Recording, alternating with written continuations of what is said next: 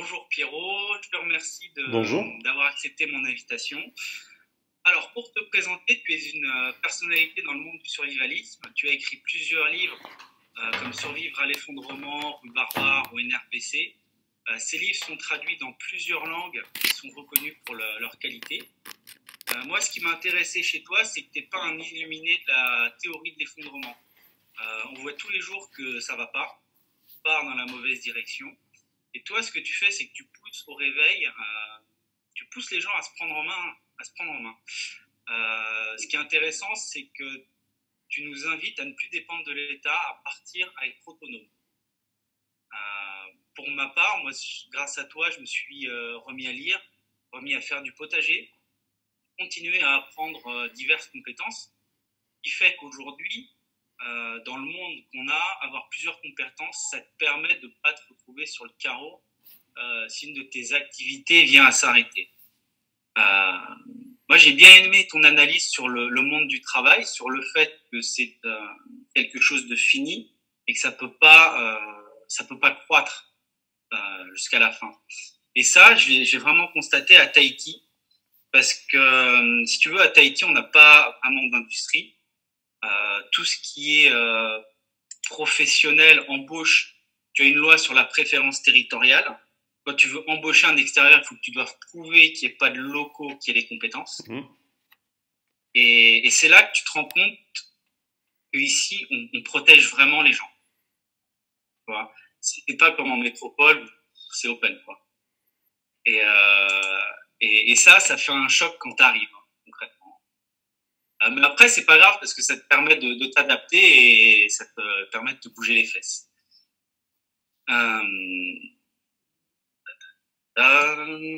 Donc aujourd'hui, moi, ce que je voulais, c'est avoir une petite discussion avec toi sur certains thèmes, notamment le Krav Maga, savoir un peu ce que tu en pensais.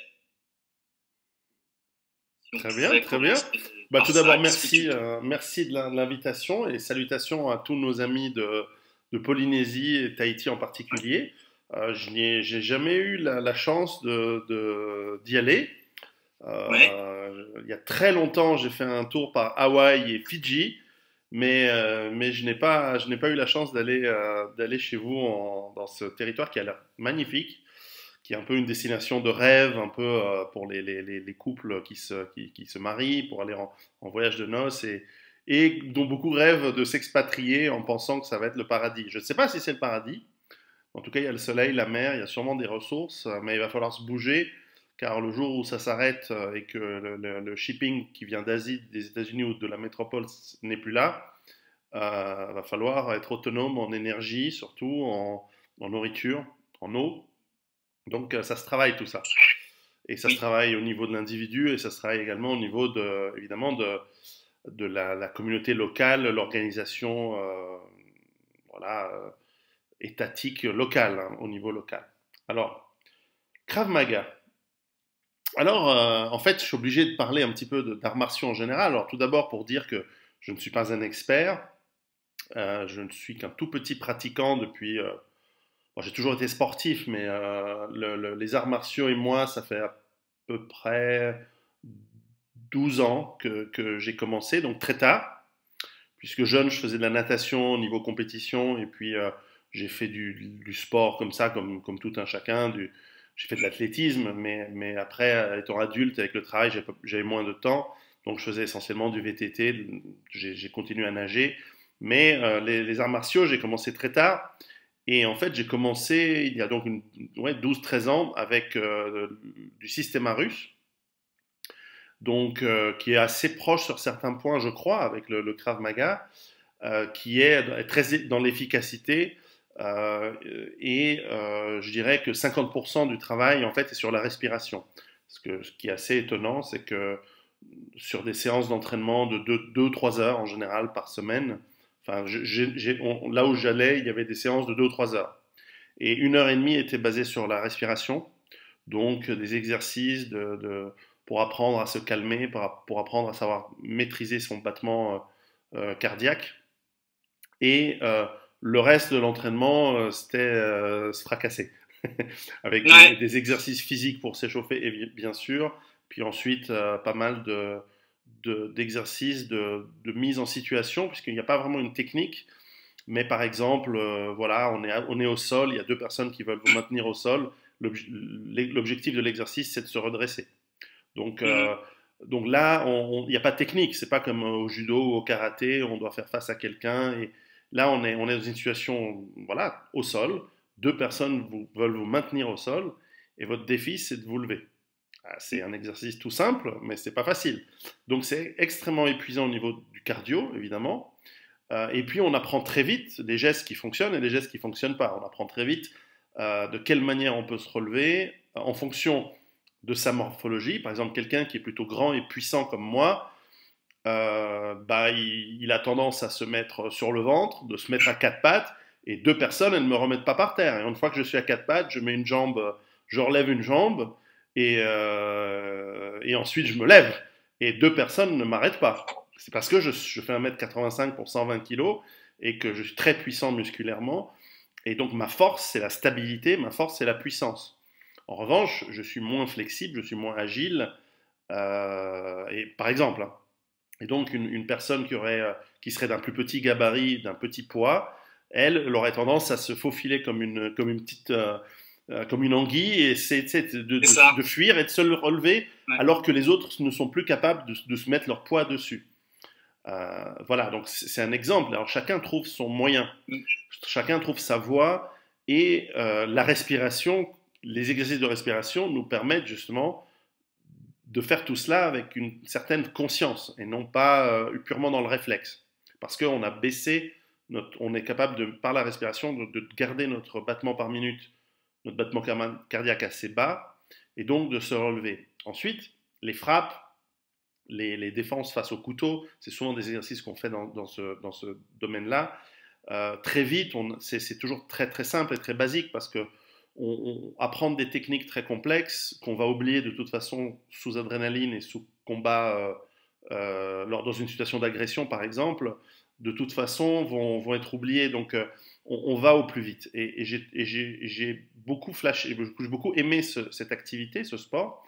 Je ne sais pas si on peut appeler ça un art martial, mais j'ai beaucoup aimé cette approche parce que elle est à la fois instinctive, mais à la fois elle est dans la maîtrise.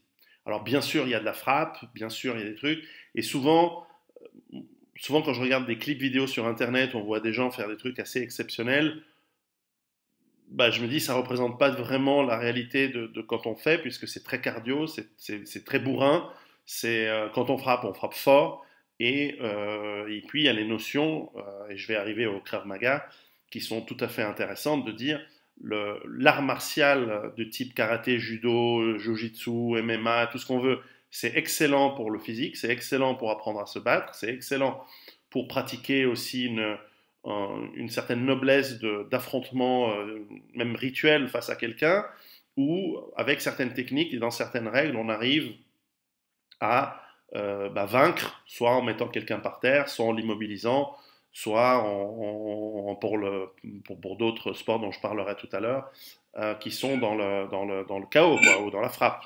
Et donc c'est intéressant, mais ça a ses limites, puisque comme c'est ritualisé, on arrive pieds nus sur un tatami, dans un dojo, on se salue, on se prend, bon.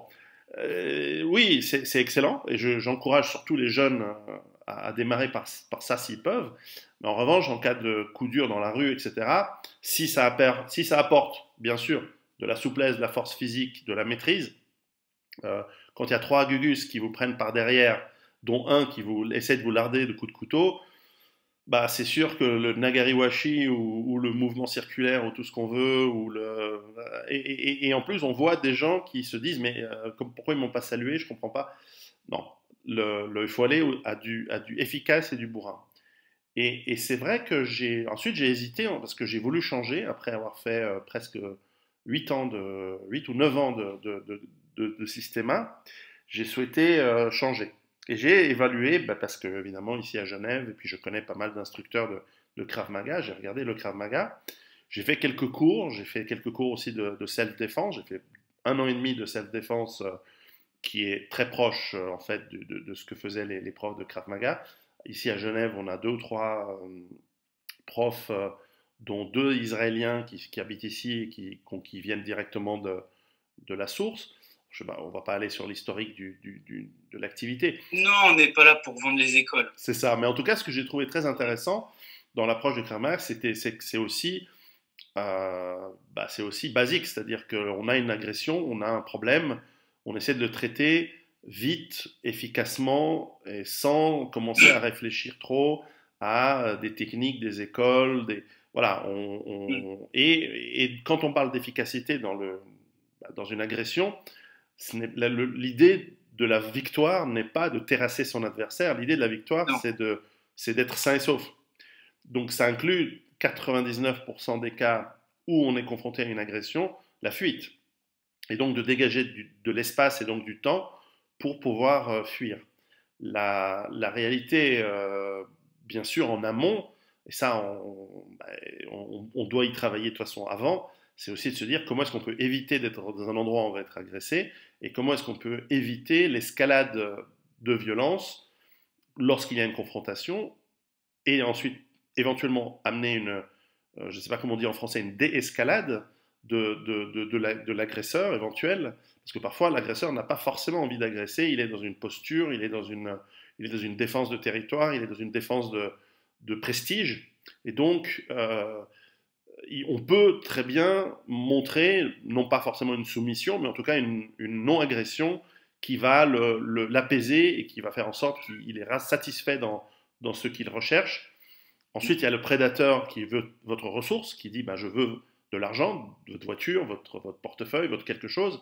Et là, la question se pose, est-ce qu'on cède et on s'en sort vivant ou est-ce qu'on va au combat? Et puis, le plus dangereux de tous, c'est le prédateur qui est ce qu'on appelle en anglais le process predator, c'est-à-dire le prédateur qui ne s'intéresse pas à votre ressource en tant que telle, il s'en fout de votre portefeuille. Lui, ce qu'il veut, c'est votre souffrance. Et c'est ça qui est intéressant. Alors, c'est rare, il en existe malheureusement, et ça, ce sont des gens où on ne peut pas négocier. Le type qui vous dit « monte dans ma voiture », il n'est pas intéressé à votre portefeuille. Le type qui vous dit maintenant tu vas me suivre, là, il faut absolument combattre.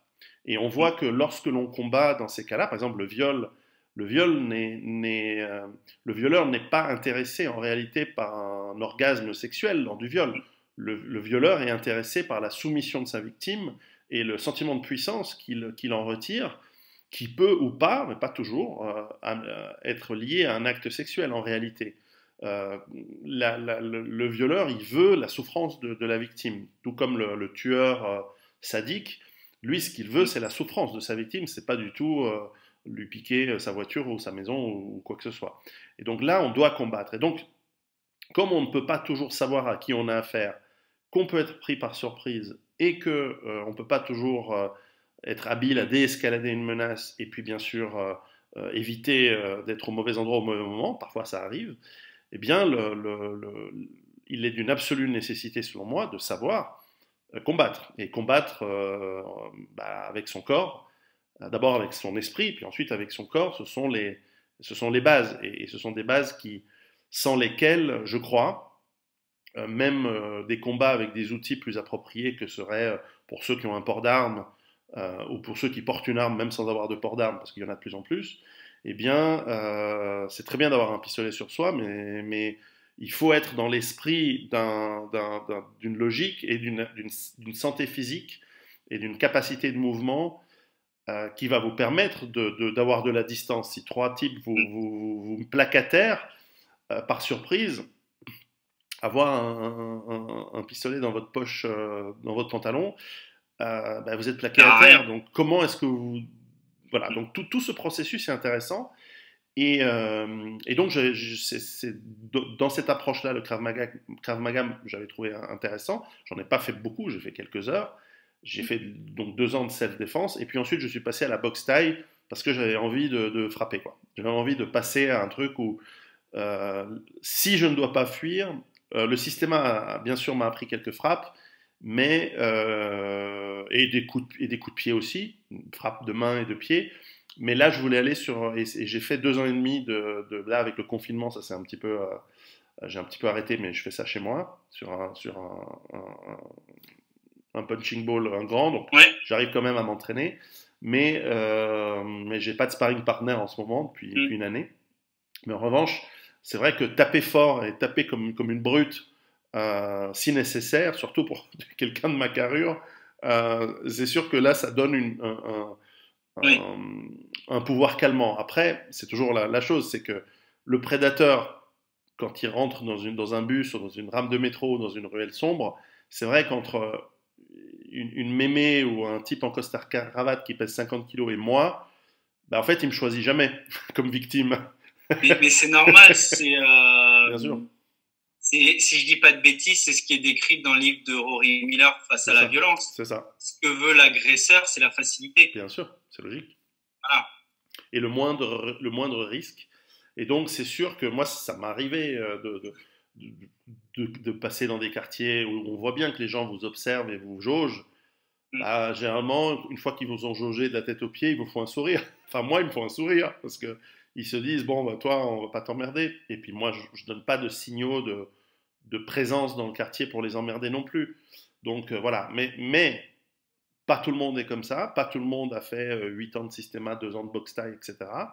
Donc pour les gens, et il y en a de plus en plus, c'est en train d'exploser, qui se disent on est menacé tous les jours, on est menacé pour une question de territoire, on est menacé pour une question de dominance, et à un moment, on en a assez de baisser la tête, ce qui est une stratégie, mais on en a assez, et à un moment, on doit protéger notre ami, notre compagne, notre maison, notre gagne-pain, et donc on doit apprendre à être efficace. Et c'est vrai que pour l'adulte, à part celui qui a une passion de l'art martial et qui veut faire, je sais pas, du kendo ou du l'aïkido ou tout ce qu'on veut, c'est très très bien. Mais celui qui veut aller à l'efficace et au rapide, eh bien, il n'y a pas 36 000 solutions. Il faut aller sur des choses où on apprend à frapper dur, à frapper vite et à être efficace. Donc, contrairement à d'autres, je n'ai absolument rien contre le Krav Maga. Au contraire, je trouve que c'est plutôt intéressant. T'inquiète pas, j'en ai déjà discuté avec Vol West. C'est ça, à quoi tu faisais allusion. Oui, oui, bah, bon, mais après, voilà, chacun doit On a eu un avoir son échange avis. de messages, mais c'était pas. C'était en général, parce que si tu veux, il y a tellement à boire et à manger, des gens qui sortent des diplômes, tu sais pas Bien d'où ils sûr, sont bien profs, sûr. que tu rigoles. Hein. Bien, je suppose, je suppose. Ouais. Parce que comme c'est à la mode, tout le monde veut en faire. Et tant mieux, mais ensuite, il faut trouver les professeurs. Mais c'est comme je parlais du systéma.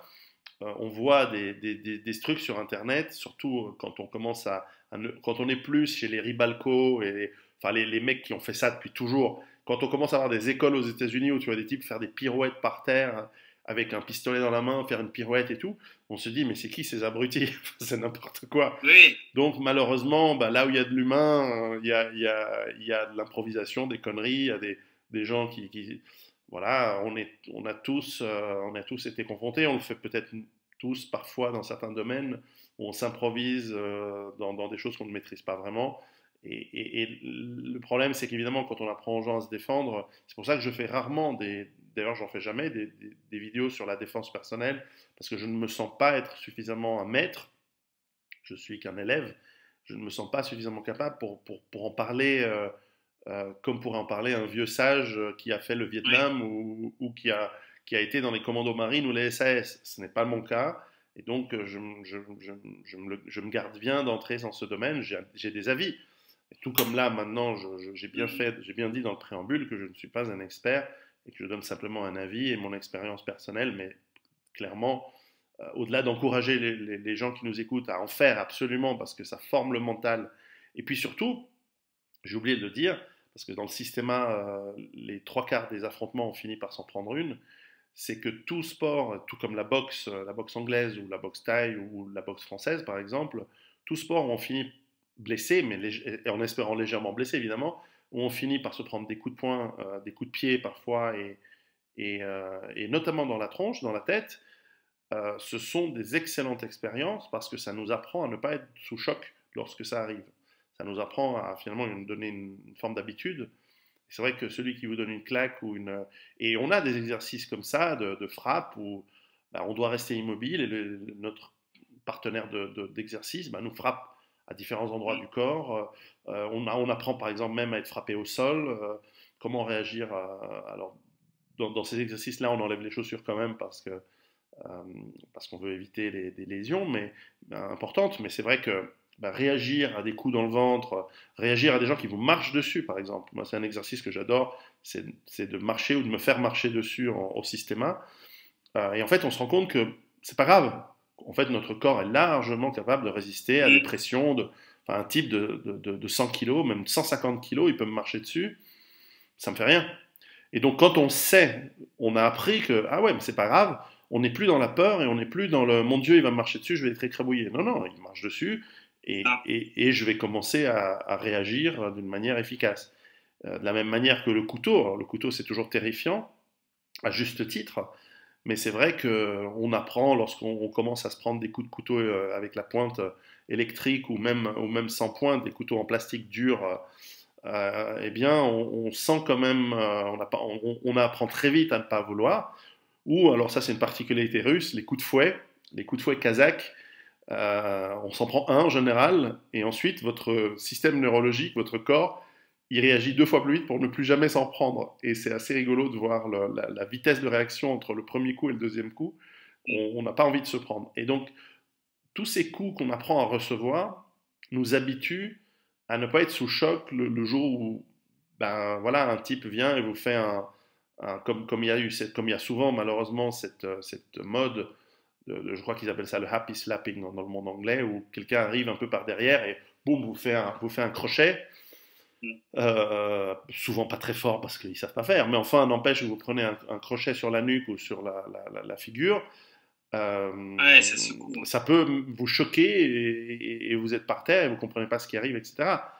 Alors que bon, c'est quelque chose qui physiologiquement peut ne pas être la fin du monde. Donc voilà. Et ensuite, on apprend à rendre. Une fois qu'on a appris à prendre, on apprend à rendre. Et il faut rendre vite, fort et efficace. Parce qu'on n'est pas là pour se battre en 16 rounds de 2 minutes. C'est ça. On On est dans la rue. a 3-5 secondes et c'est tout. Ouais. Avec ce que. Là, je crois enfin, sauf erreur, je sais que en tout cas, j'en ai vu dans le système, il y a cette approche qui est vraiment intéressante d'utiliser les outils disponibles, enfin les objets disponibles dans l'environnement dans lequel on se trouve, que ce soit, je sais pas, un verre, un cendrier, certainement en self-défense, je fais ça, une chaise, pour soit soit utiliser ça comme arme par utilisation, on appelle ça, ou par destination. Ouais, moi j'aurais dit détournement de l'objet. Voilà, et puis de toute façon, pour créer de la distance, une chaise est un outil redoutable pour créer de la distance entre l'agresseur et vous-même. Et donc tout ça, c'est bien de l'apprendre, c'est bien de faire des exercices, parce que faut-il encore bien les manipuler et pas se faire mal avec, parce que voilà, on est un peu un monde de fragiles et de gens un peu affaiblis et qui n'ont jamais été confrontés à des bagarres, alors que même ma génération était peut-être la dernière à l'école où on tolérait les bagarres entre élèves, où enfin, quand deux garçons se bagarraient, en gros, on vous disait d'arrêter, puis ça s'arrêtait là. Il n'y avait pas de cellule psychologique pour des gamins qui se battaient pendant la récréation. Mais la génération d'avant moi, eux, c'était des bagarres parfois extrêmement violentes dans les cours de récréation, etc. Et ça passait. Parce qu'on était dans un monde où, bon, voilà, il y avait eu la guerre, alors des gamins qui se bagarrent dans des cours de récréation, c'est pas grave. Alors qu'aujourd'hui, on n'a pas vu la guerre, on n'a rien vu. Alors quand il y a des bagarres dans les cours de récréation, c'est un drame, il faut appeler les parents. Moi, j'ai eu mon fils il y a 2 ans qui s'est fait agresser, il a fracassé la gueule de l'agresseur. Et les gens m'ont appelé en disant mais qu'est-ce que vous voulez qu'on fasse quelque chose? Je dis mais non, c'est bon. Enfin, bon, qu'est-ce que vous voulez faire? Il va bien. Il va bien, c'est l'autre qui va mal, mais voilà, j'espère que ça lui fera une bonne leçon. Ah oui, mais bon, quand même, on peut pas dire ça. Mais si. D'ailleurs, d'ailleurs, en plus, par hasard, j'étais là, je passais en voiture, et je l'ai vu sortir de l'école et je les ai vus se battre. Et j'ai tendu l'œil, puis j'ai vu que ça se passait bien, je suis reparti, j'ai même pas resté. Mais si ça se passait pas bien, je serais intervenu, j'aurais fracassé moi, le mec. Donc, enfin, c'est le clan, c'est la famille. Enfin, bref, Alors l'école était un peu, ils étaient un peu étonnés, mais je leur ai expliqué ça. Lui, en plus j'ai vu l'histoire, j'ai vu ils étaient à trois, ils sont voilà, et puis il en a, il s'est défendu, il en a mis un par terre, et puis les autres ils sont tous partis après. Ben voilà. Puis maintenant il a la réputation qu'on ne fait pas chier à l'école, et c'est comme ça que ça fonctionne. Il n'y a pas besoin d'être une brute, il n'y a pas besoin d'être agressif. L'adaptation d'un milieu social se fait rapidement avec des hiérarchies de respect par rapport à la capacité d'amener la violence et la misère à l'autre. Et Ça. c'est comme ça qu'on crée la paix. La paix se fait par la force. Et tu vois, moi, juste avec le statut d'instructeur de Krav Maga, les gens m'approchent pas. Ben oui, tant mieux. Alors que, enfin, tu vois, je fais de l'anglaise à côté, j'ai conscience que j'ai encore du boulot, je suis pas le meilleur. Oui, Et rien que ça, c'est impressionnant à voir. Hein. Ils sont... Ouais. Bah, c'est intéressant ce que tu dis là par rapport à déjà le fait que tu fais de la boxe anglaise à côté, parce que ça te permet d'apprendre dans ton cours de Krav Maga la bonne technique de frappe au point, par exemple, ou clairement un uppercut ou un crochet bien fait, c'est redoutable. Ou même, par exemple, moi, en fait, j'imaginais même pas que ça existait, c'est dire à quel point j'étais naïf, mais en boxe thaï, quand il m'explique les coups de poing au foie, par exemple, au rein, je disais, ah ouais, mais c'est vrai qu'on peut, en fait. Pourquoi on tape toujours la tête? Je veux dire, quand on est en train de se défendre et qu'on est un peu accroupi et qu'on est penché, eh ben, le type vous tape, vise votre tête, ben vous avez tout son torse à disposition, surtout le ventre. Donc le coup au ventre et le coup sur le côté, dans les côtes, etc. Et moi, quand je donne un coup aux côtes, je peux te dire qu'il n'y a plus de côte hein, après. C'est cassé. Donc, enfin, je suppose, mais je vois bien la frappe quand je donne dans les sacs et quand je donne sur mes partenaires. Quand je lui en mets un bien dans la tronche, il recule beaucoup. Et donc, aux côtes, ben, tu les pètes, quoi. Et ça s'arrête très vite à ce moment-là, parce que la douleur est intense, et c'est ça qu'on recherche, c'est pas d'être sur un ring et de devenir le champion du monde de poids lourd. Et puis quand on voit d'ailleurs les techniques de ces gens-là, des Mike Tyson ou d'autres, on est juste dans un respect infini de la bestialité et de enfin, du lien neurologique et musculaire de ces personnes-là, en plus de leur mental extrêmement déterminé, où on se dit, oui, heureusement que dans la rue, on ne fait pas face à Mike Tyson, parce qu'il vous bouffe. Hein. Non, après avoir fracassé, il va vous manger. Mais il est devenu très gentil, visiblement. C'est avec l'âge, ça s'agit. Il a appris la philosophie, c'est très bien. Mais donc, enseigner que les coups soient efficaces et ils soient rapides, et que, comme un affrontement, c'est 3 à 5 secondes. L'affrontement réel, après il y a avant, il y a après, mais le moment de combat il est généralement court, chaque coup compte, et chaque coup, plus il est rapide et efficace et puissant, plus on va arrêter là le souci. Ça. D'autant et le fait d'avoir une percussion forte peut te donner les 2 secondes pour fuir. C'est ça. Parce que le gars il va être surpris, même s'il n'a pas plus mal que ça, et toi tu fuis et t'es tranquille. Ça, et ne pas oublier que souvent les agressions sont à plusieurs contre un. Oui. Et que donc le coup rapide et efficace impressionne aussi les autres, qui vont avoir ce moment d'hésitation, voir ce moment de recul, en disant « Ah, on s'est trompé, on a attrapé la mauvaise cible », et ce moment d'hésitation ou de recul va vous permettre de désescaler, si c'est possible, de reculer, de vous enfuir, pour ensuite appeler les secours ou simplement vous mettre à l'abri ou en protection. Ou si vous êtes par exemple des forces de l'ordre, qui malheureusement ne sont pas tous, loin de là, pas tous formés à ces techniques-là et font des formations très sommaires, mais c'est comme le tir. Un policier aujourd'hui dans beaucoup de pays, notamment en France, en fait il ne sait pas tirer. Il tire ses 20 cartouches par an, c'est-à-dire rien. C'est ce qu'on tire en 10 minutes ici tous les 3 jours. Donc ça nécessite aussi cette formation physique pour éviter que, et c'est ce qui arrive malheureusement souvent aux États-Unis et de plus en plus en Europe, c'est que le malfrat vous bouscule, vous mette à terre et prenne votre arme. Là, vous entrez dans un autre monde.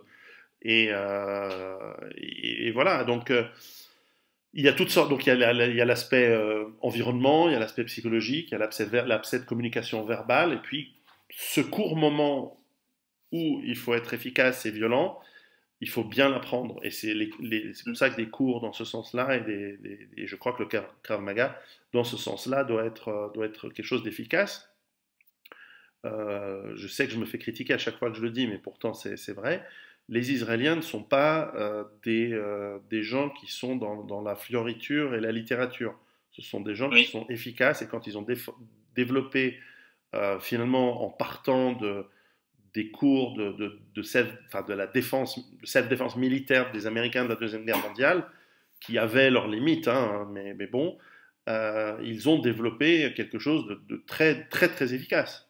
Et ils ont formé leur force spéciale, puis toute leur armée, puis leur police, il y a beaucoup de gardes du corps qui ont véhiculé déjà dans les années 80 ces techniques, et donc il y a de l'historique qui marche bien. Donc voilà, je pense que c'est une très bonne activité à faire, et puis de toute façon c'est mieux que de rester à la maison et lire des livres de self-défense qui peuvent être très très bien, comme par exemple Protégor, qui est Oui. un excellent livre. Mais si ensuite on n'applique pas physiquement pour développer cette mémoire corporelle, mémoire musculaire, mémoire neurologique du mouvement et des frappes, et il n'y a pas besoin d'apprendre 50 frappes, 3 ou 4 suffisent. Hein. Enfin, 3-4 mouvements, le mouvement de défense, j'ai toujours le même et j'en ai pas d'autre. C'est parce que c'est celui que j'ai de manière réflexe. Et ensuite, je peux éventuellement dire, mais non, mais je veux pas me battre, frapper, Ouais. aller chercher mon arme, reculer, et je suis très rapidement Mm. dans la défense. Parce que c'est un geste. Et donc, j'ai pas besoin d'en apprendre, j'ai pas besoin d'en apprendre 50, C'est j'ai ça. que celui-là. Et, et voilà. Et dans deux ou trois autres cas de figure, il y a aussi un ou deux gestes qui fonctionnent en tout cas pour moi, pour ma carrure.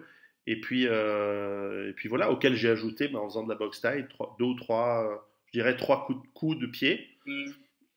qui sont toujours les mêmes. Alors il y en a plus en boxe taille, mais moi je fais toujours les mêmes.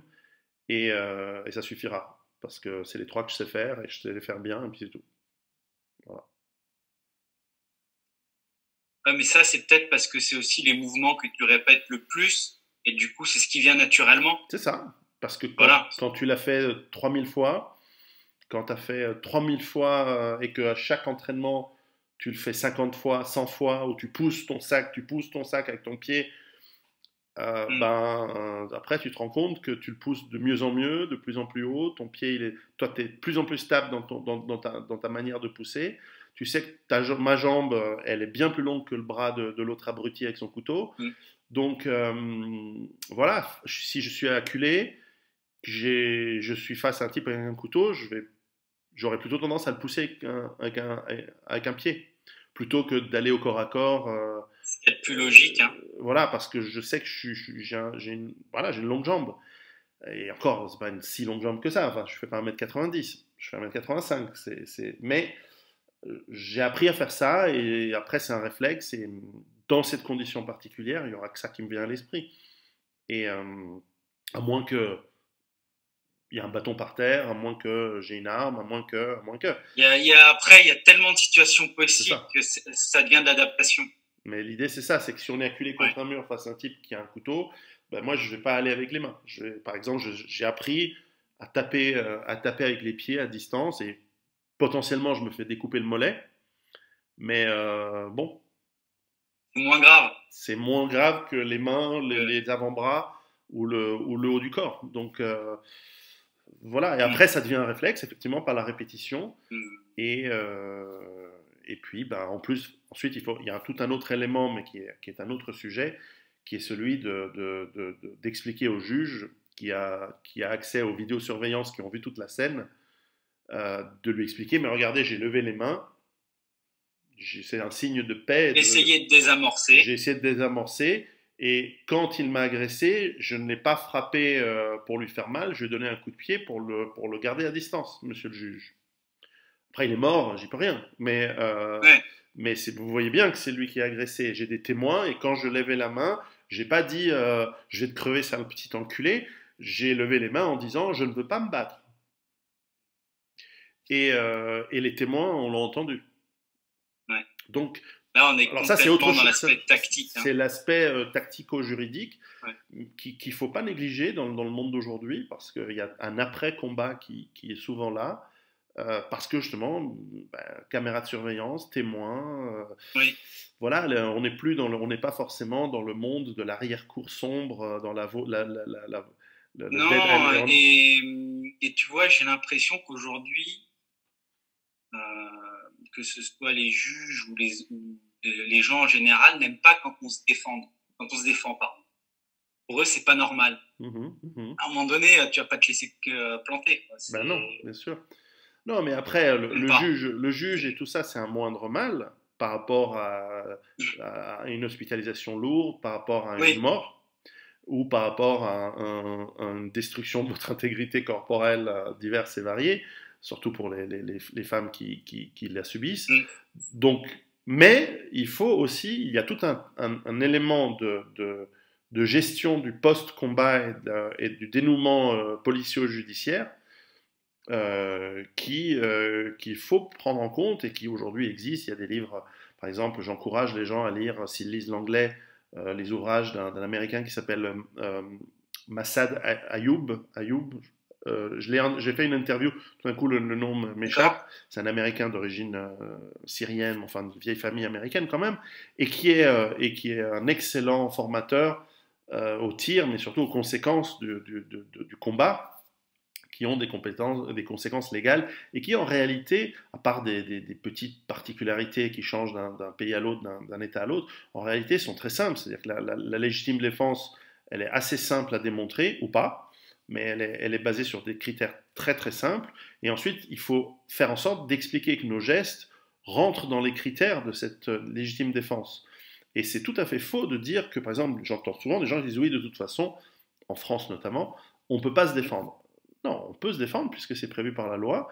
Il faut simplement savoir quoi dire, savoir quoi faire, savoir quoi dire après. Quand la police arrive et que vous avez neutralisé votre agresseur, vous n'allez pas dire à la police, ouais, vous avez vu, je l'ai bien eu, cet enculé, bien fait pour sa gueule. Ça, c'est pas bon. En revanche, dire, je suis sous choc, j'ai peur, je demande à être hospitalisé ou je demande à voir un médecin, et je n'ai rien à dire, ça vous donne 24 heures pour que votre adrénaline sorte de votre système nerveux et que vous vous souveniez de manière cohérente de ce qui s'est passé et que vous puissiez ensuite expliquer de manière cohérente ce que vous avez fait sans en rajouter et sans avoir envie d'expliquer à tout le monde que c'est bien fait pour ce gros con d'avoir fini par terre la nuque brisée. Non, non, non, non, non, non, non. Vous allez voir un médecin et ensuite vous réfléchissez à ce que vous racontez.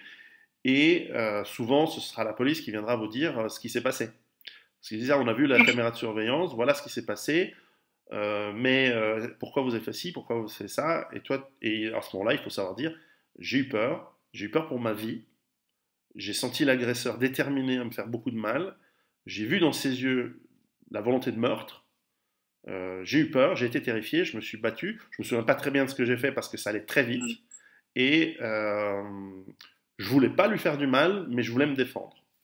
Tu dis ça, tu sors. Tu n'as aucune inculpation possible. À moins, évidemment, que ce soit je vais le noter, toi parce que j'essaie de leur apprendre des phrases toutes faites. Mais oui. Comme, je sais pas ce qui s'est passé, j'ai levé les bras, il est tombé.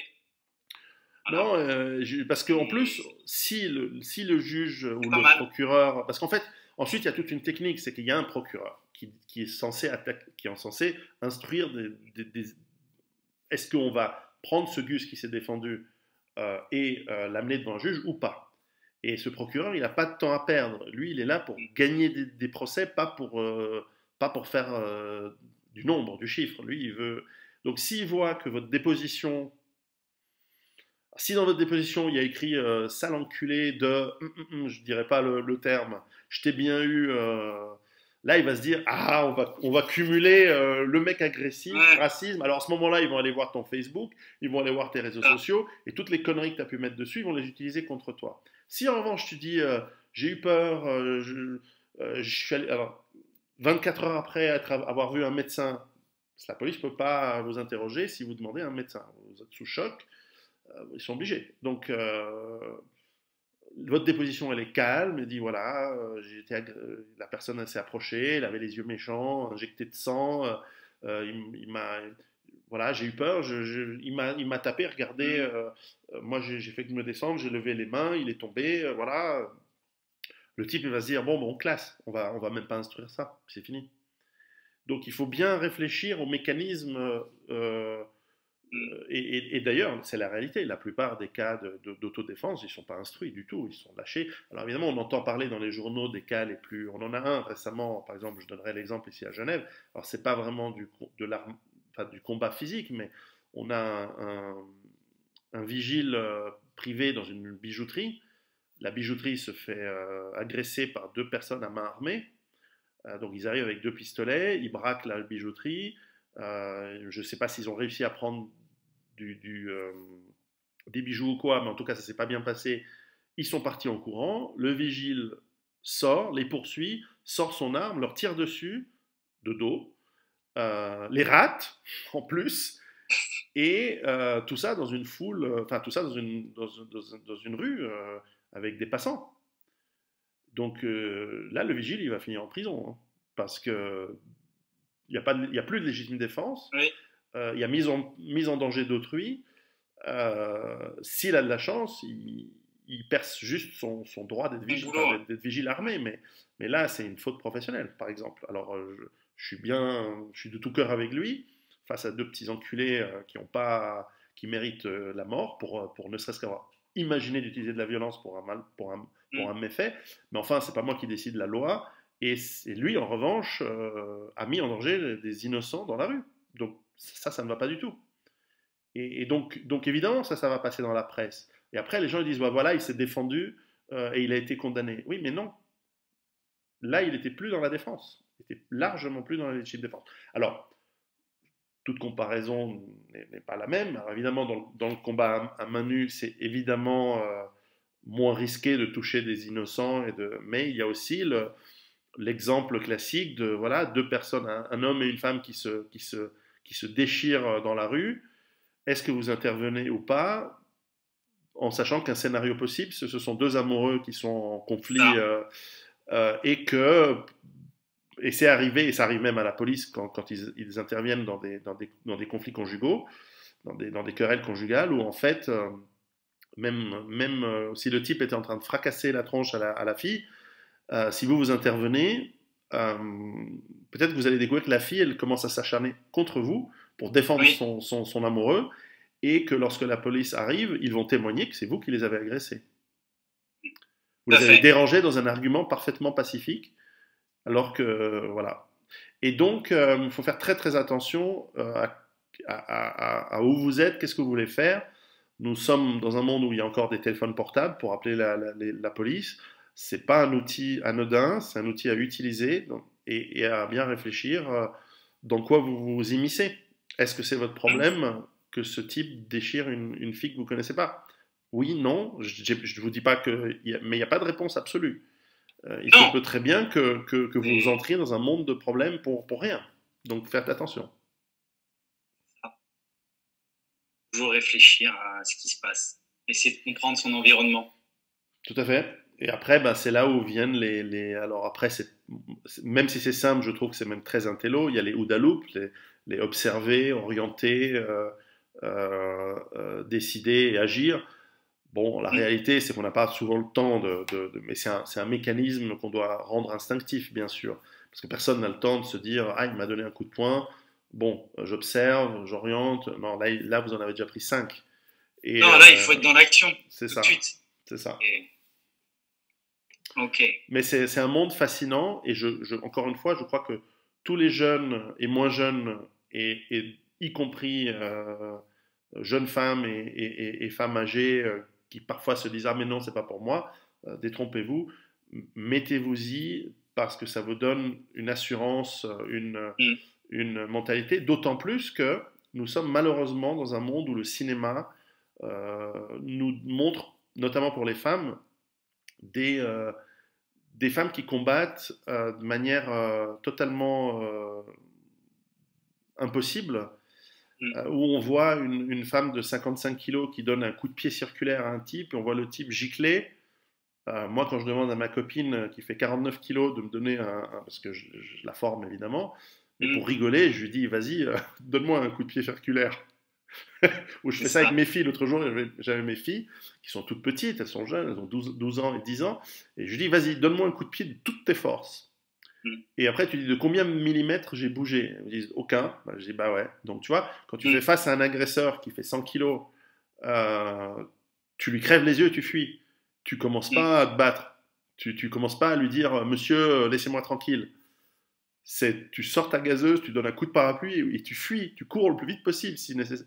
Mais donc, même si tu as fait des cours de Krav Maga, même si tu as 10 ans de Krav Maga derrière toi, tu t'en vas vite parce que le type de 100 kilos, il a une puissance cinétique et de masse qui gère la physique, la loi de la physique avec un grand L et un grand P. C'est très difficile de lutter contre. Et malheureusement, dans ces séries télé, dans ces films de super-héros, machin, ou même on voit une agent secret alors oui, alors elle est entraînée et tout, elle donne un coup de pied à un type qui fait 3 fois son poids, et le mec il gicle. Mais non, non, ça n'existe pas, ça ne fonctionne pas comme ça. Et quand on s'y met dans un dojo ou dans une salle d'entraînement, en faisant du Krav, du Systema ou tout ce qu'on veut, alors la boxe, c'est plus compliqué de mettre sur un ring un mec de 150 kilos et une nana de 50, mais enfin, quand on est quand même confronté à la réalité, et ça c'était extraordinaire, quand on faisait du Systema, on avait une jeune femme flic qui venait, par exemple, et quand c'était mon tour de lui faire une clé de bras, où il y a des exercices où on doit lutter au sol, par exemple, bah, elle passait un mauvais moment. Hein. Tout flic qu'elle était, tout entraîné qu'elle était.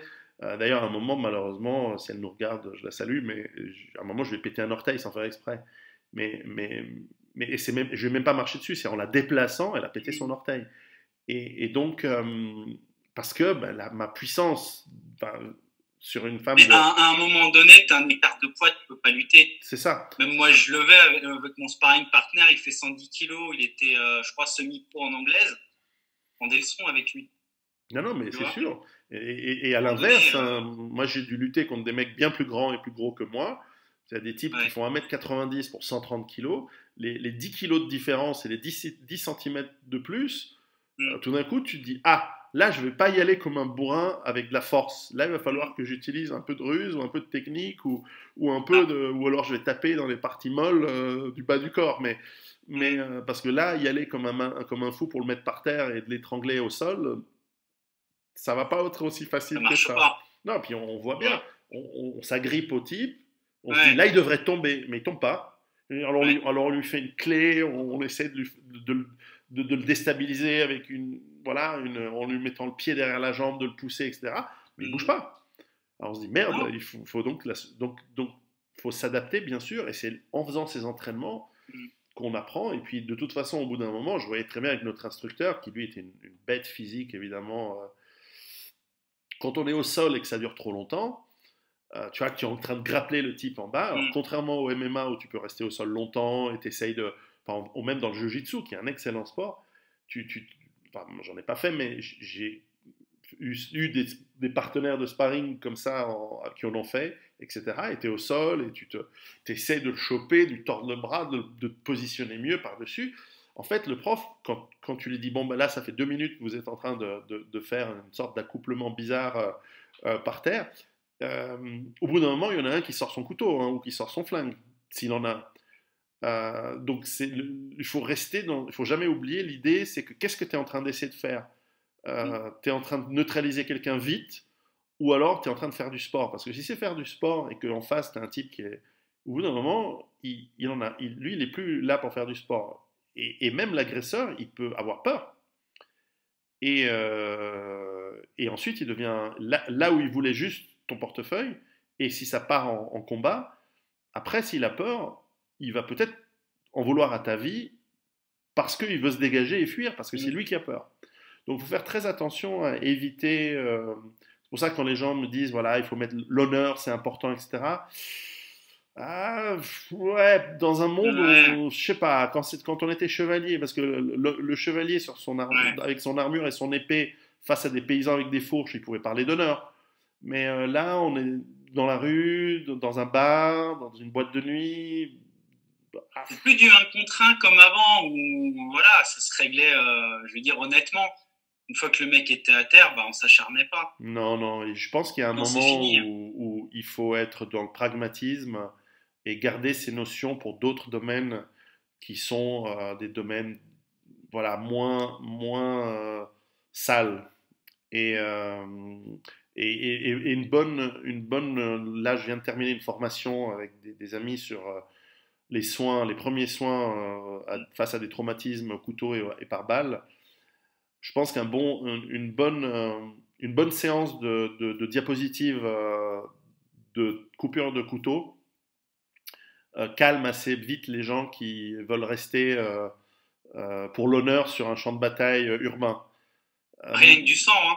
Voilà, déjà, mais quand on voit les coupures de couteau et mais c'est très fréquent, mais y compris en Suisse et partout, tu vois les photos de l'hôpital où tu as des types, et les types, c'est pas juste une coupure, ils en ont 16 ou 25.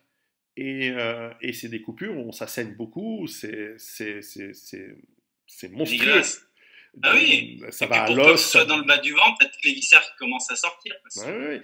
Et donc là, ça calme très très vite. Et donc, faut expliquer aux gens, voilà, l'objectif, c'est de se maintenir en vie et en intégrité corporelle au maximum. Ce n'est pas de vaincre, ce n'est pas de gagner de l'honneur, c'est pas de dire, ouais, moi, faut, Ouais. ça c'est pour un autre moment. C'est pas Tu vois, moi je leur pour dis ça. toujours, nous on n'a pas le même mental que les Africains.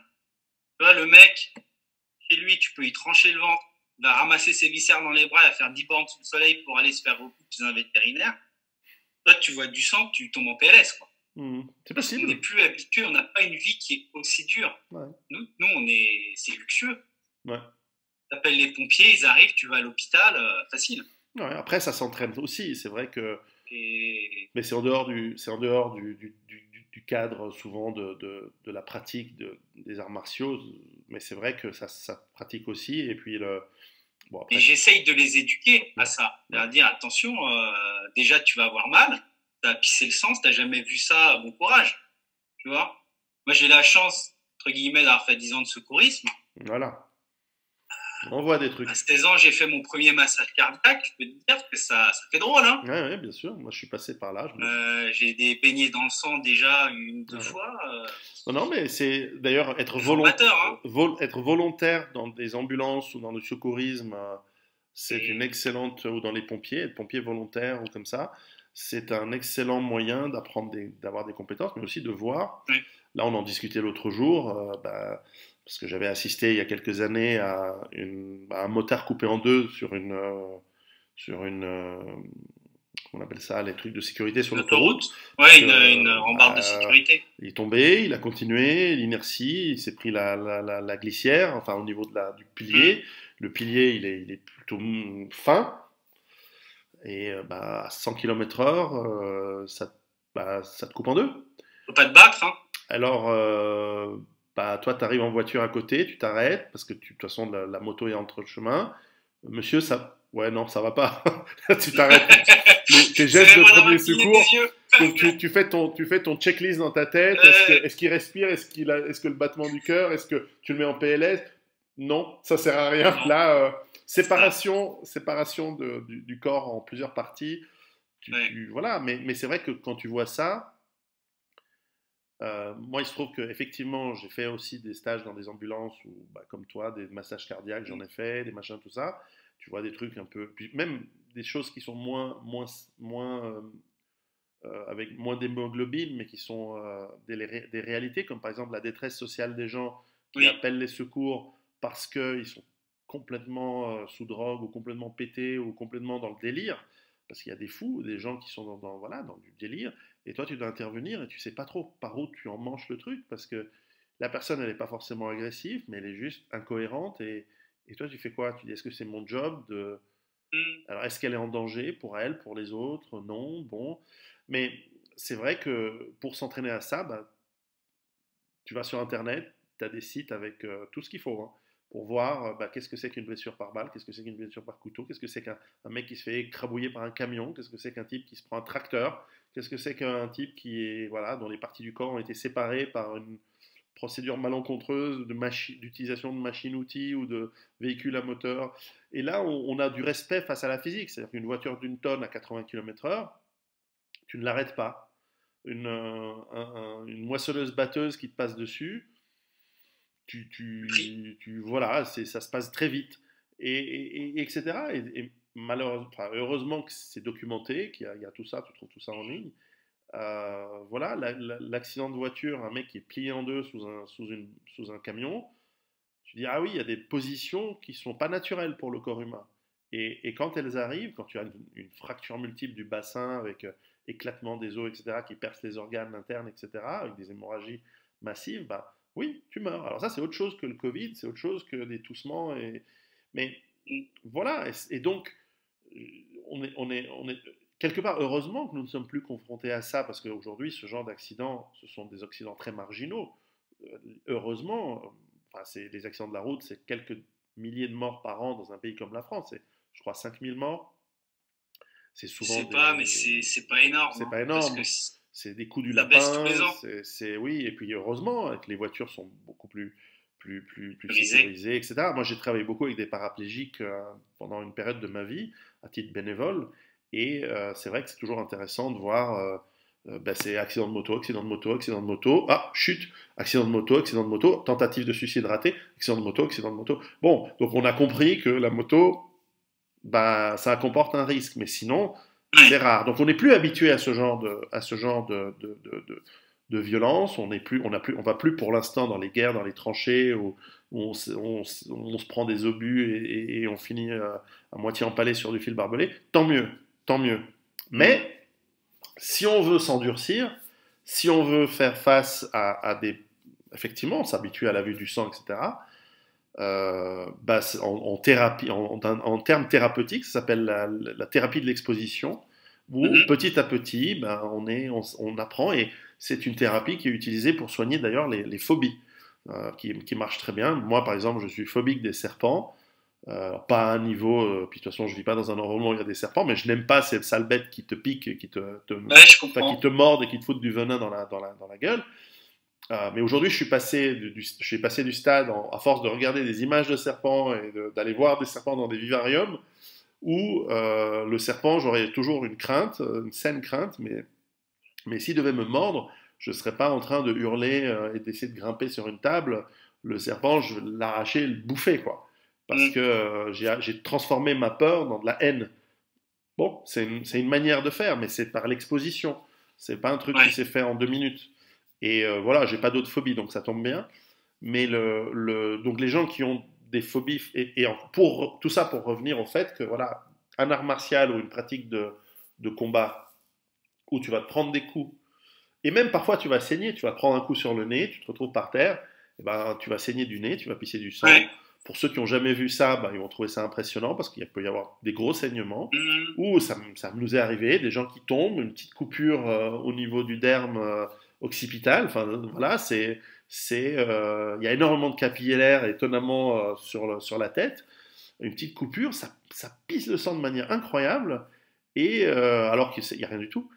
Et donc, on s'habitue aussi de cette manière-là.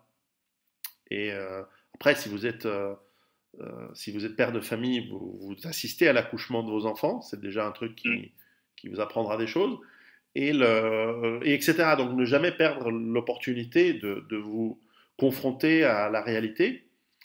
Si vous êtes chasseur, découpez vos animaux vous-même, ou en tout cas participez avec le boucher, si c'est la loi qui oblige que ce soit la boucherie qui le fasse.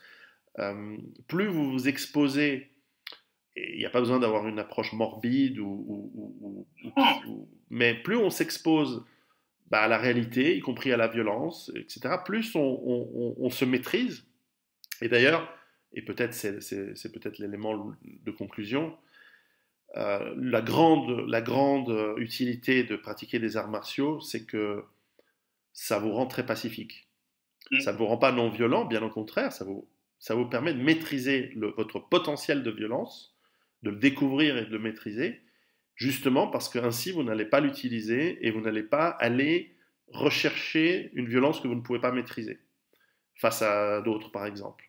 Et c'est Oui. pour ça qu'on encourage, d'ailleurs c'est peut-être l'excellente et seule bonne chose qui a été faite dans beaucoup de quartiers sensibles, et c'est contre-intuitif, parce que beaucoup de gens qui disent ah, on les entraîne à faire des arts martiaux, donc ils deviennent plus méchants.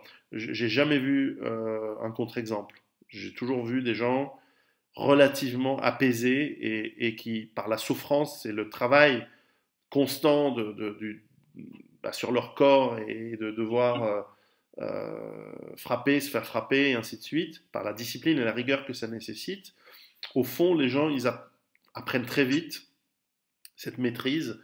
Et comme l'exemple de mon gamin, il s'est jamais plus rebattu. Parce que maintenant, en plus, il a pris de la musculature, je lui ai appris deux, trois trucs. Ses camarades de classe, ils savent qu'il est potentiellement, je dirais Oui, pas, que c'est pas une victime. voilà, que c'est pas une victime, mais il n'a pas l'air d'une victime du tout. Donc c'est bon, Voilà. j'ai fait mon job. Et donc, voilà, on agresse les faibles, pas les forts. C'est une des lois de la C'est ça. nature. Et le lion, il va bouffer la gazelle qui est la plus vieille ou la plus lente, pas la plus forte, et celle qui a des cornes les plus agiles et aiguisées, ou qui donne des coups de sabot les plus puissants. Il va prendre les vieux. Et c'est ainsi que fonctionne la nature. Et donc se confronter à cela par l'entraînement, par l'art martial, effectivement, pourquoi pas par le Krav Maga, c'est très bien. Alors, pour la dernière partie de la première partie, T'en prie. Autre sujet. Alors, comme je te disais tout à l'heure, moi, je me suis réconcilié avec la lecture, notamment par le biais de mon instructeur de Krav Maga qui me file des listes de lecture plus toi. Je suis tes conseils de lecture religieusement. Ah. Voilà. Merci. Actuellement, je suis dans Nietzsche, Ainsi parlait Zarathustra. Ah. Bonheur. Ouais, c'est intéressant. Hein. Mais j'ai surligné un passage où il parle de l'État, c'est le plus froid des monstres froids. Je dois en avoir un. C'est ça. Regarde, je l'ai là, j'avais préparé. La lecture du soir. Mais c'est sûr, ouais, bien sûr. Ouais, il te dit l'État, c'est ainsi que s'appelle le plus froid des monstres froids. Il ment froidement, et le mensonge que voici sort de sa bouche. Moi, l'État, je suis le peuple. C'est ce que tu entends dans les discours de Macron. Oui, et je sais ce qui est bon pour vous, et je suis là pour vous, et je suis là pour vous protéger. Tu parles. Mensonge sur il m'a bluffé, parce que ça n'a pas été écrit hier. Quoi. Non, c'est en 1896. Visionnaire. 1896, je crois, sauf erreur, ou 97. Par là. Et donc, pour moi, si tu veux, le fait de lire, ça va faire travailler le muscle qui est le plus important, qui est le cerveau au final. Parce que tu as beau faire du sport, tu as beau t'entraîner, mais si tu n'as rien dans la tête, pas de finalité. Exact. Et je voulais savoir ce que tu en pensais. Les grands guerriers sont des grands intellectuels. Toujours, c'est vrai dans l'histoire. Les chevaliers européens étaient encouragés à lire, à écrire, à composer des poèmes. Comme par hasard, les samouraïs faisaient pareil, c'était des grands poètes. Ils avaient bien sûr un entraînement militaire et aux armes très, très poussées, par définition. C'était évident dans leur famille que chaque enfant de samouraï allait devenir lui-même un samouraï, bien sûr. Mais ils avaient des cours de calligraphie, de poésie, parce que ça fait partie de la maîtrise du cerveau. Et souvent, on a des récits, par exemple, dans le Hakagure, où on voit l'autre, c'est pas le Hakagure auquel je pense, c'est celui où on raconte l'histoire de Miyamoto Musashi, je crois. Où en fait, on voit que les types, à tout moment, ils sont prêts à mourir. Donc en fait, on apprend par l'intellect, par la philosophie, à accepter la mort comme étant de toute façon un dénouement inévitable, mais aussi la mort au combat comme étant quelque chose auquel il faut être prêt à tout moment dans la vie. Ce qui est une philosophie très saine en réalité, parce qu'elle nous permet de mieux apprécier la vie, ce qui est agréable dans la vie, et elle nous permet aussi de discerner ce qui est une perte de temps et de ce qui est utile. Et depuis de nombreuses années, alors j'en parlerai dans mon prochain livre, mais j'en ai jamais parlé, parce que les gens me disent toujours, tu nous parles jamais de spiritualité, etc. Je dis, oui, mais je peux pas tout dire en un bouquin. Et puis moi-même, j'ai Ce besoin serait imbuvable. d'une part, et puis ce serait une encyclopédie, et puis d'autre part, il faut trouver le bon moment et le bon moment. Et je pense que maintenant qu'on est on est on commence à entrer dans la phase paroxystique de l'effondrement, à mon avis. Dans ces 2 prochaines années, on va aller dans du chaud. Eh bien, c'est à ce moment-là qu'il faut que j'apprenne aux gens à mourir. Donc dans mon prochain bouquin, qui sera sur la peur, notamment, il y aura un chapitre sur la mort et sur le fait de bon, alors ce sera évidemment modeste parce que ce n'est qu'un livre et que ce n'est qu'un chapitre. Mais en gros, je vais expliquer aux gens dans ce chapitre, entre autres, il y aura d'autres éléments, que nous devons tous apprendre à mourir. Nous devons tous apprendre à accepter d'abord qu'on va mourir de toute façon, mais qu'on va peut-être mourir en combat et que c'est une approche extrêmement intellectuelle. Ce n'est pas juste... alors on peut aussi se dire, un peu comme le vieux vétéran de guerre qui a fait 50 campagnes en tant que mercenaire ou autre. Bon, lui, il est habitué, il a vu la mort de ses camarades, il sait que un jour ou l'autre, il y aura une balle pour lui. Voilà, il a cette habitude. Mais pour d'autres, c'est aussi cette approche intellectuelle en se disant, au fond, euh, il y a un moment où notre heure arrive. Et peut-être pas, mais en tout cas, on peut se dire, voilà, il se peut que maintenant mon heure est arrivée, et donc je dois finalement mourir avec une certaine forme de dignité. Et donc, je parlais de ça parce que dans ce livre où on a ce personnage, ce samouraï Musashi, qui, tout le long du livre, n'arrête pas de composer des poèmes, des haïkus, des petits textes qui sont assez recherchés, soit à l'attention de gens qu'il aime, de ses maîtres, de ses amours, ou soit simplement pour lui-même et pour la postérité, avec parfois de l'humour, parfois de l'ironie, et parce que voilà, le guerrier est aussi un poète, est aussi un intellectuel. Et c'est peut-être le monde d'après-guerre, le monde post-1968, qui nous a fait croire que les soldats, les guerriers, c'est des abrutis. En réalité, le vrai guerrier, hein, je ne parle pas du fantassin recru qui est envoyé comme chair à canon dans les guerres modernes, mais le vrai combattant, que ce soit un général Patton ou un Rommel, parce qu'il faut voir que c'est un Ernst Junger, ou même par exemple un Tolstoï qui a participé à la guerre, etc.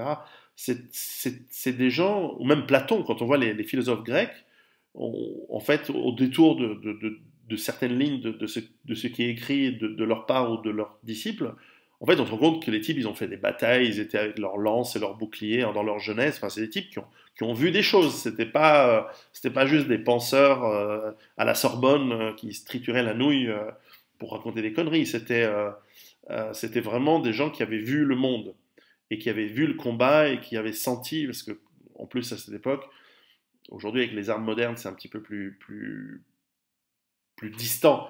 Mais c'est vrai que lorsqu'on voit la couleur des yeux de l'ennemi, quand on sent sa respiration, voir qu'on goûte dans notre bouche son sang lorsqu'il gicle parce qu'on l'a découpé à l'épée, ben, ça fait un effet sur notre mental, et cet effet, on doit le travailler d'un point de vue intellectuel.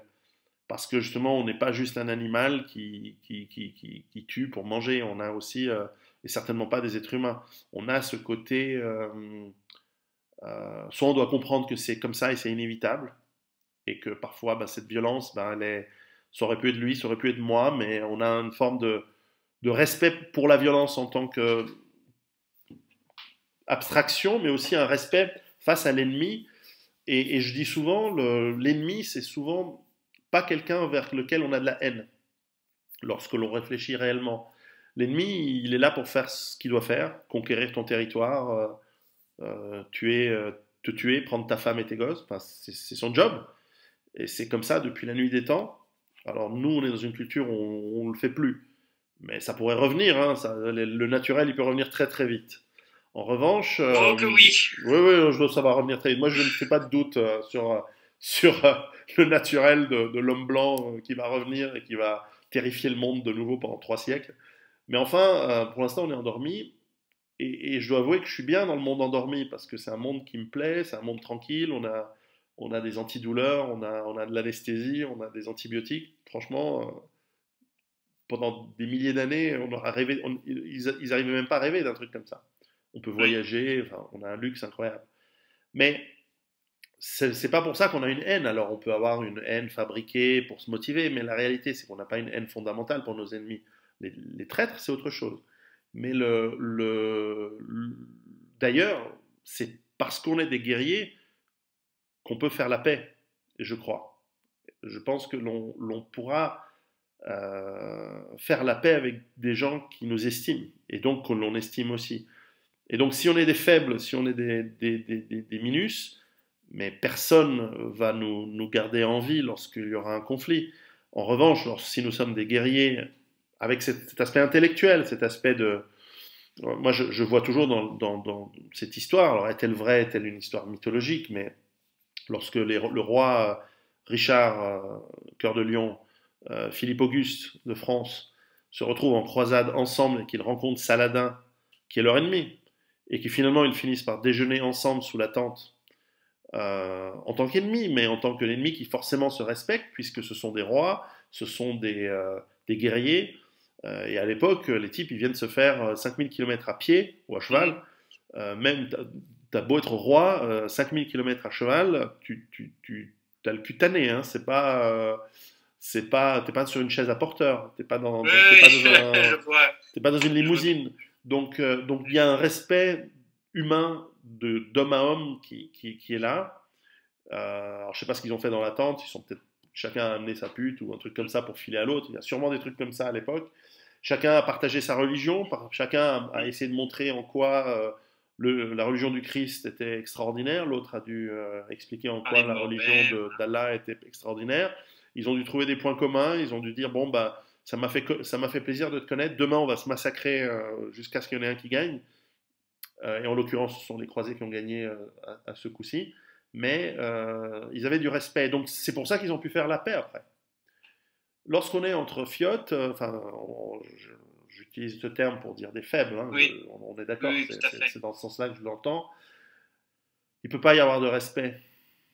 Et donc, dans les arts martiaux, on apprend à respecter l'autre, on apprend à être respectueux de fait. Et d'ailleurs, on le voit tous, quand on se fracasse la tronche à coups de poing, au coup de pied ou à coups de grappling au sol, à la fin, qu'est-ce qu'on fait? C'est même instinctif, on se serre la main, on se donne une accolade, on s'embrasse, parce qu'on est reconnaissant d'avoir eu quelqu'un qui nous a appris quelque chose sur nous-mêmes ou même sur lui.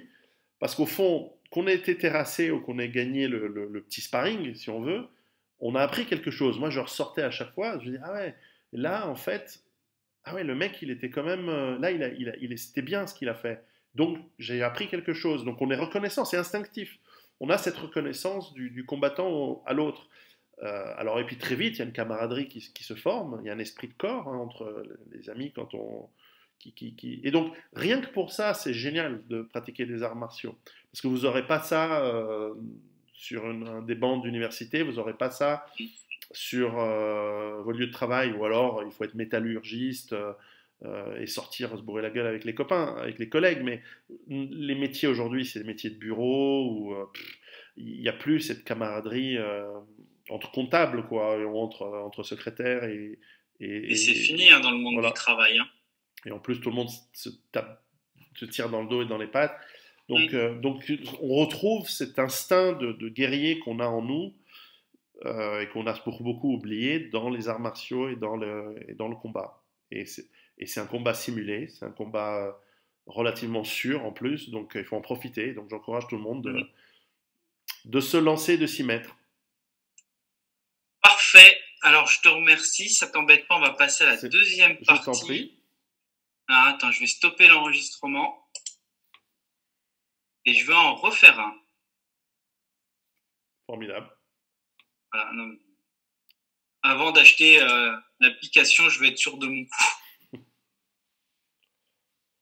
Voilà, donc là, on est sur une partie qui ne sera pas diffusée au tout public. comme je t'avais dit. Très bien. Alors, attends, je vais également faire un stop.